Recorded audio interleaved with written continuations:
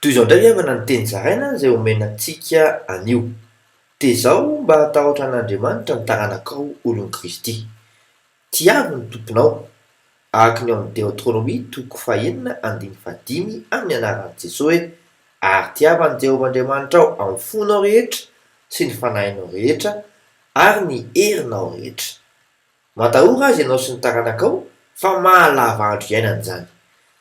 Araka ny ao amin'ny Deutéronomie toko fahaenina andiny faharoa amin'ny anaran'i Jesosy hoe: mba ahatahoranao an'i Jehovah Andriamanitra ao, hitandremanao ny lalàna rehetra sy ny didiny izay nodiko anao, dia ianao sy ny zanakao ary ny zafinao amin'ny andro rehetra iainanao mba ho maro andro ianao. Noho izany, aoka ho lehibe aminao ny mampatsiahy izany.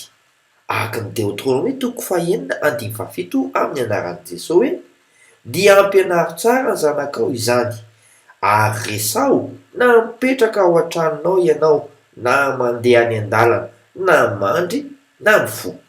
Matoa ary dia ho voatary manokana ianareo e! Mandram-pioana tompoko.